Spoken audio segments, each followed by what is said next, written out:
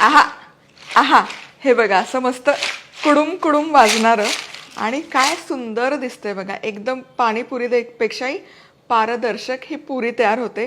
एवढी कमाल लागते चवीला. आणि मुख्य म्हणजे यामध्ये मैदा आहे ना रवा आहे. हो हो, मैदा रवा काहीही वापरलेलं नाहीये. झटकीपट तयार होतं आणि कमाल चवीचं होतं. नमस्कार, मी मधुराच रेसिपीमध्ये तुम्हा सर्वांचं खूप खूप खूप मनापासून स्वागत.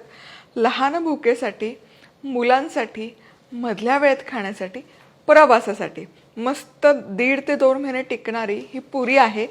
नमकीन पुरी आहे, मठरी नाही आहे. कमाल होते, तुम्हाला खरंच मनापासून सांगते. खूप चवदार होते. साहित्य काय काय घेतलं ते बघूयात. 1 कप तांदूळाचं पीठ. उकडीचे मोदक करताना जे तांदूळाचं पीठ वापरतो तेच आहे. 1 चमचा चिली फ्लेक्स, 1 चमचा तीळ, अर्धा चमचा कलोंजी, चवीपुरतं मीठ आणि या सोबतच लागेल 1 कप पाणी. तर सगळ्यात आधी उकड काढायची. तर 1 कप पाणी घ्यायचं आणि पाण्याला एक छान उकळी काढून घेऊया. पाण्याला उकळी आली, आता यामध्ये आपण घालूयात मीठ. छान अशी दणकून उकळी आली पाहिजे. मीठ घातल्यावर व्यवस्थित मिसळून घ्यायचं आणि मीठ विरघळलं की यामध्ये लगोलग तांदूळाचं पीठ घालायचं. पीठ एकाच वेळेस घालायचं आणि यामध्ये गुठळ्या नाही झाल्या पाहिजे. आणि ज्याप्रमाणे आपण उकडीच्या मोदकाची उकड काढतो तेव्हा हे झाकून ठेवतो, तसं याला करायची अजिबात गरज नाहीये. आणि आता यामध्ये कलोंजी म्हणजेच अनियन सीड्स, चिली फ्लेक्स आणि तीळ घाल. जिरं घातलं तरी काहीच हरकत नाही. आता हे छान मिसळून घ्यायचं. पाण्यामध्ये मुद्दाम नाही घातलं, कारण काय होतं ना, हे चिली फ्लेक्सचा वगैरे रंग त्या पिठामध्ये उतरतो. आता हे लगोलग मळून घ्यायचं. गरम गरम आहे म्हणून या चमच्यानेच करते, पण याचा आता लगेच गरम गरम असतानाच गोळा करून घ्यायचा. हवं तर प्लेटमध्ये काढून मिसळून घेतलं तरी काही हरकत नाही. म्हणजे काय ना, जास्त भांडी घासायची गरज नाही. यामध्येच छान गोळा तयार करून घेतला की. चला, हा गोळा व्यवस्थित मळून झाला. आता यातून आहे ना, हे असे छोटे छोटे चेंडू तयार करायचे. खूप मोठे नका करू, असे लहानच करा.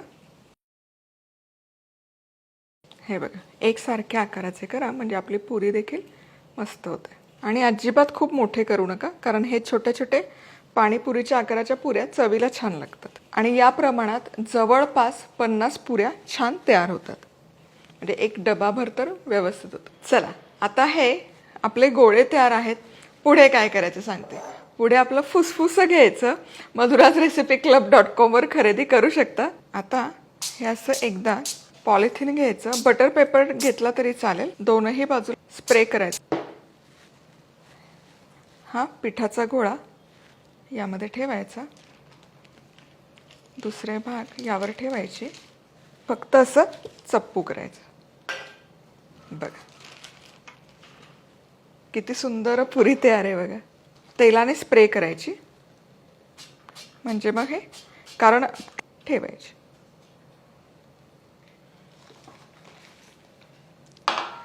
चला, आणखी एक दाखवते. गरज नाहीये.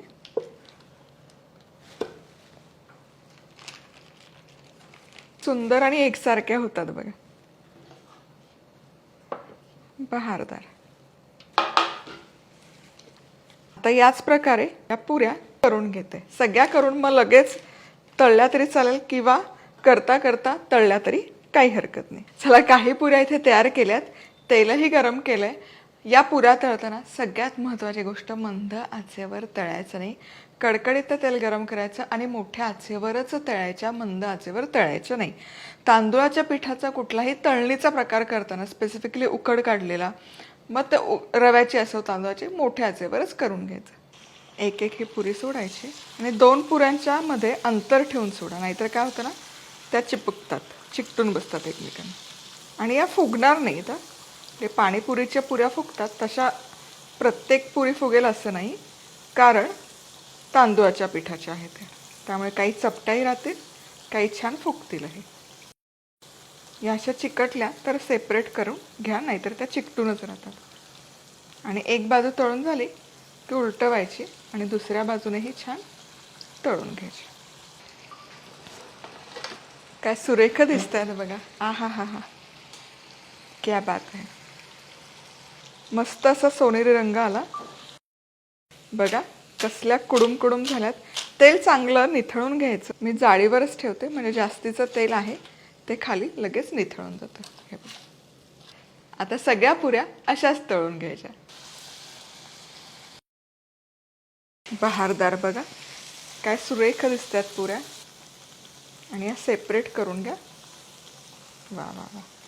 आणि जसं नेहमी आपण पुऱ्या तळतो अगदी तशाच, एक बाजू एक वेळेस, दॅट्स इट. नाहीतर त्या खूप तेलकट होतात. आणि अलट पलट करत नका तळू, एक बाजू एक वेळेस. आणि खालची बाजू तळली झाली की दुसरी बाजू. हे बघा, एक बाजू झाली की उलटवायचं आणि दुसरी बाजूही छान तळून घ्यायची. वा. आता ही बॅच देखील तयार आहे. काढूयात. तेल छान निथळून घ्यायचं. महत्त्वाची स्टेप. आणि निथळण्याकरता जाळीवरच ठेवायचं. वा, काय सुरेख झाल्यात. आहा हा.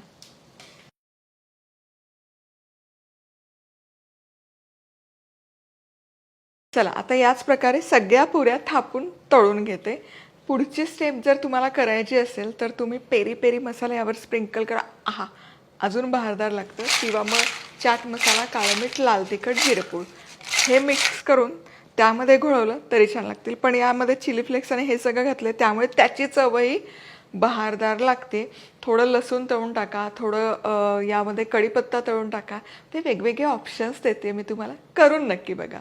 पुन्हा भेटूयात अशाच कुडुम कुडुम रेसिपीसोबत. तोवर मस्त राहा, खुश राहा, आनंदी राहा. सगळ्यात महत्त्वाचं खात राहा.